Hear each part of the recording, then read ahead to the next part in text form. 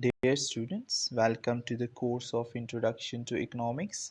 I am your course instructor Shahzad Durrani, lecturer at the Institute of Business Studies, KUST20201 campus. In today's lecture, we will talk about law of demand. This is the outline for our today's lecture.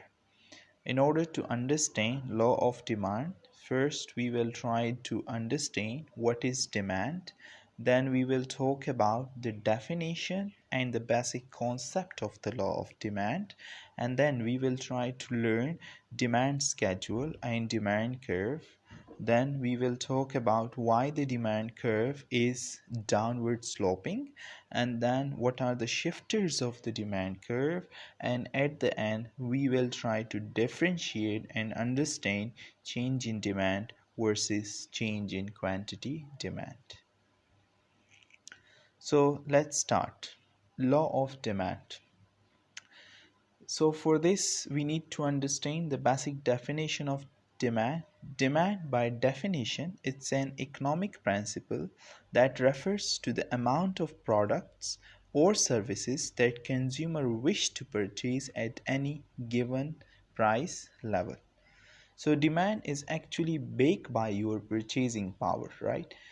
If you want to buy something, you have a certain amount of money in your pocket and you are going to buy a certain product. So for example, your demand or your wish or your desire is based on your ability to buy, is based on your purchasing power, in other words, right? So demand is always backed by your purchasing power, or you can also call it buying power. What is law of demand? This law of demand states that there is an inverse relationship between price and quantity demanded, right? So there is an inverse relation means there is an opposite or there is a negative relationship between price and quantity demanded, right? What does it mean? It means if there is an increase in price, right, if the prices goes up, then the quantity demanded will decrease or quantity demanded will goes down, and vice versa. If the prices goes up, the quantity demanded will go down, and if the prices goes down, the quantity demanded will goes up. So it means that there is an inverse relationship. The law of demand states that there is an inverse relationship between price and quantity demanded.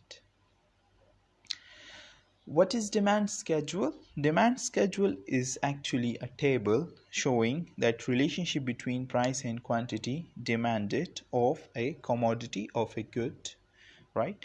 So this is the table given. Here in the table we can see the price of the coke that is given in rupees and the quantity demanded. So if we look to the table, if the price is 40, then the quantity demanded of coke is 2, right? 2. It means that you have the ability, you are able to buy 2 cokes when the price is 40. Let's say if the price is reduced or decreased to 30, then you are able to buy 4, right? So there is an inverse relationship, right? If the price is going down, so the demand for the product is going up. Then if the price is reduced to 20, then you can buy 6. So it means that there is an inverse relationship between price and demand.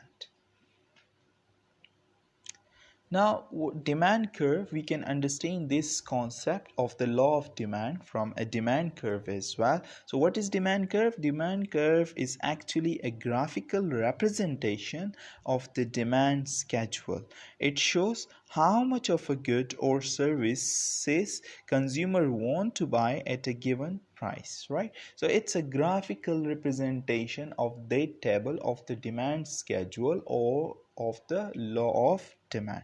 So look at the graph. In the graph you can see the prices of the coke at the vertical axis, and then the quantity demanded at the horizontal axis, or you can call it the y-axis and the x-axis, right? So the quantity demanded is 246 and the prices of the coke is 20, 30 and 40, right? And we can plot this table here on the graph. So if we plot it, after the plot you can see, for example, if the price is 20, right, then your demand was 6. Let's say you were, when the price is increasing here, for example from 20 to 30, so your demand is going to decrease. So you can plot it, or vice versa. If the demand is going to for example, if the demand is going to increase, then the price is going to decrease here. So we plot that table here on the graph, and we can see that line that's called the demand curve, the green line that you can see, and this line is actually sloping downward. This line is sloping downward because the demand is actually increasing. The demand here is actually increasing. We can see the expansion in the demand while the price is reducing. When the price is reducing, the demand is actually increasing. So there is a negative relationship between the price and the quantity demanded, or you can say that there is an inverse relationship between the price and the quantity demanded. Now, why the demand curve is downward sloping, as we can see in the graph that we just saw, right? So there are three reasons of it. The first one is substitution effect.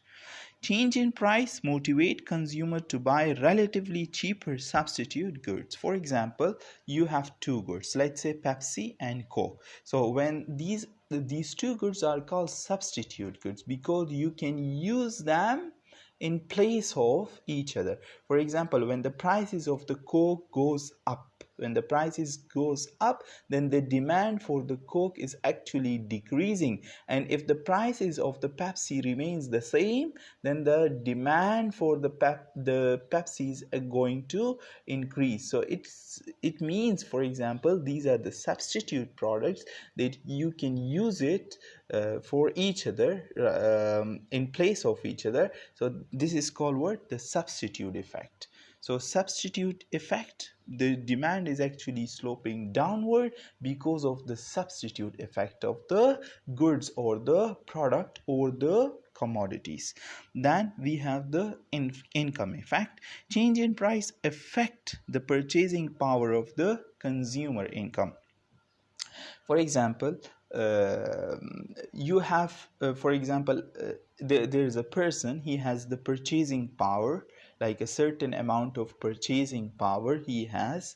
When he goes to the market, he sees that there is a sale on a certain product, right? So for example, he will buy, let's say he bought 20 amount of goods, right? Or 20 in number, I mean, like let's see, for example, he is going to buy 20 gallons of milk. Let's say he bought 20 gallons of milk because there was a sale, right? So for example, next time he goes to the market and there was no sale, so he will buy less. Why the demand increases? Because there is a effect on his income, right? Because of what? When the prices was reduced, so it has an effect on his income because his purchasing power increase, right? His purchasing increased at that time when there was a sale. When the prices goes up, so there is an effect on his income and he has less purchasing power as before. So this is called the income effect. Then we will talk about the law of diminishing marginal utility. This is a law of diminishing marginal utility. It says as you continue to consume a given amount of goods, for example, you will eventually get less additional utility from each unit you consume, right? So this marginal utility says, For example, when you are consuming a product, so for example, one additional unit that you are consuming, the utility that you are getting or the satisfaction that you got from the first consumption of that product will not be the same as the last consumption of that product. Actually, diminishing means decreasing, marginal means additional, and utility means satisfaction. So this law states that the utility, the satisfaction that you are getting from the first, for example, from the first sip of, for example, of a milk will not be the same as the second, third, fourth sip of a milk, right? So this is called law of diminishing marginal utility. Then shifts in demand curve, we will try to understand this concept, and it's very important. Any change in determinants of demand cause shift in demand curve, right? Any change in determinants of demand, any change, for example, if there is a change in the price, it's actually called, for example, there's a shift in the demand curve, there's a shift in the same demand curve, for example, and there are other determinants too, and these are called the shifters of the demand curve, and these are taste and preferences. For example, if we talk about a milk and we say, if you are consuming one glass, if the kids are consuming one glass of milk early in the morning, so it increases their ability to learn and to gain knowledge in the school or in the college.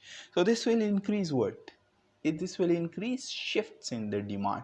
This will increase the demand, right? So other than the price, it will increase. Here the prices are not reduced. Here we can see that there is a taste and preferences are going to change. So this is called shift in the demand, or taste and preferences are called shifters in the demand curve, shifters, right? So it is increase, if there is an increase in the demand, right, so this, it will shift to the right, the demand curve will shift to the right. And if there is a decrease in the demand, let's say for example, if we at one time there was a reduction in the Telenor SIM, because for example something happened related to the Telenor company, because people try to reduce the consumption of the Telenor company because of the preferences that they have. They switch towards song, they switch towards phone. So this is called decrease in demand. And when there is a decrease in demand, so the demand curve will shift to the left, right?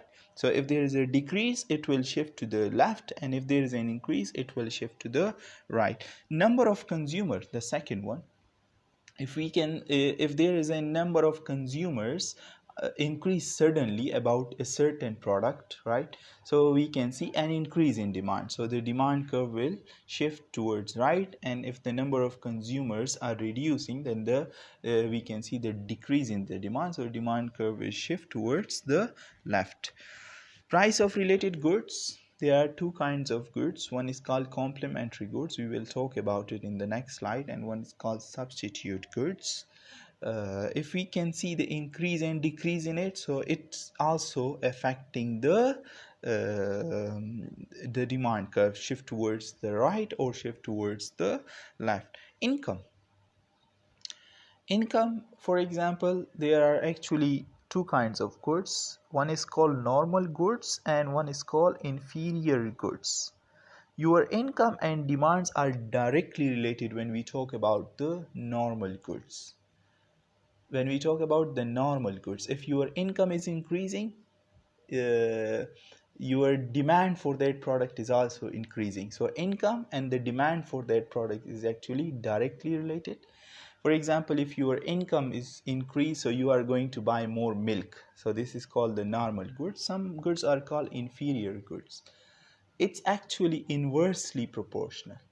So for example, if your income is increasing, your demand for that product is actually decreasing. And why is that? Because you are switching towards a good brain because of the increase in the income. Or if your income is decreasing, then you do not have the purchasing power to buy that product, then you are switching the product and buying a less valuable product, right? So this is the effect of the income on the demand curve, and it shifts the demand curve to the right or to the left. And then the expectations we have, for example, we have a holy month, Ramadan. So if Ramadan is coming, everybody is going to buy many products. For example, if there is a tomatoes, if they are too cheap and people are thinking that Ramadan is coming after a week, so people are going to buy more and more tomatoes. So this causes a increase in demand, right? So this is called the effect of the expectations or determinants of the that cause shifts in the demand curve. Now, change in price of related goods. We will talk about the complementary goods that we have. A complementary good is a good whose appeal increases with the popularity of its complement, right? Or you can say in simple words, goods that are used together with another good. The two goods that are compulsory for each other. For example, ink and pen, for example. If you can see the increase in the price of the ink, for example, right, then the demand for the pen will decrease. Clear? So for example, if let's say if the petrol is going to decrease, the prices of the petrol is going to decrease, then people are going to buy more and more car, right? So this is called what? The complementary goods. Let's look at here. If A is a complement to B, an increase in the price of A will result in a negative movement along the demand curve of A and cause the demand curve for B to shift in. Less of each good will be demanded. The example of this could be if the price of petrol is decreased by some amount, let's say if it's decreased, this would result in a higher quantity of cars demanded because the petrol is of low price, so people want to have their own cars, right? So the prices of the car will jump. Complement. So if one is increasing, the other, for the one is decreasing, the other is going to increase. The higher quantity demanded would cause the demand curve to shift rightwards, right, as we talk about the demand curve, to a new position. Ink and pen, this could be the example. Ball and bat, these are the complementary products that or goods. Car and petrol. Toothbrush and toothpaste. What does it mean? When two goods are complementary, the price of one and demand for another moves in opposite direction, right? The price in one and the demand for another. If the price is going to decrease, the demand for another will go up. Then we have the substitute products. What are the substitute products? Goods that can be used in place of another goods. Like we talked about it, right? This is also has the effect. We already discussed it. For example, Pepsi and Coke. If the prices of the Pepsi are going up, then then the demand for the Coke will increase. If the prices of the Coke remains the same, right? Just like coffee and tea, beef and chicken, right? When two goods are substitutes, the price of one and demand for another moves in same direction. Change in quantity demand, what does it mean? Change in quantity demand is movement from one point to another, from one price combination to another on a fixed demand curve. On a fixed demand curve, for example, clear? An increase in quantity demand is represented by expansion in demand curve, while a decrease in quantity demanded is represented by contraction in demand curve. Look at the first graph. We can see that there is an expansion in demand curve. Clear? How? We can see that the quantity actually increases. The demand for the quantity actually increases with the decrease in the price, right? So we can see the expansion, and this is called expansion in demand curve with the same fixed demand curve.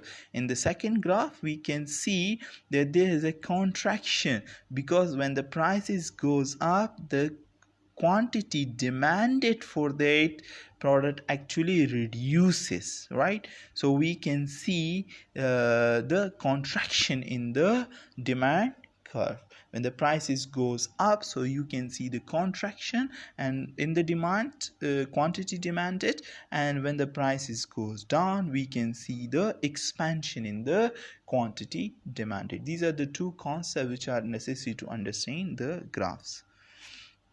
The next one is the differentiation between change in demand and change in quantity demanded. Change in quantity demanded is represented by movement along the existing demand curve, the fixed demand curve, right? Change in quantity demanded. This change in quantity demand is attributed to change in price of the commodity. So this is mostly related to change in the price. For example, if the price is increasing, so you are actually reducing, you are reducing that product. So if the price is decreasing, then you are increasing that product, but you are actually moving that fixed demand curve. As you can see, the blue line actually it represents the movement from the red to the black and then to the red dots. You can see the movement along the same fixed curve, and that's called change in quantity demanded. One is called change in demand. Change in demand represented by shifts in demand curve, shift to the right, shift to the left, and that is change in demand actually. So there is a difference between the change in quantity demanded and change in demand. This change in demand is attributed to change in other factors of demand instead of change in price. So other factors like taste and preferences, like income, like number of consumers, for example, and then expectations, the income, the purchasing power, we talked about it. So this represents the change in demand. And when we talk about the price, and this is about the fixed demand curve that we have, the movement only. So this is called change in quantity demand and change in demand, and you can see in the graph as well. This is all about our today's lecture. So we discussed about law of demand. So we understand the basic concept of the demand, law of demand, and demand schedule, demand curve. Then we talk about demand curve, why it's sloping downward. We talk about the three reasons that we have, shifters of the demands. We discuss like the taste and preferences, number of consumers, income, expectations, and the price of the related goods, complementary goods, substitutes or substitution goods. And then we talked about change in demand and change in quantity demanded. These are the references that I use while making these slides. Thank you so much.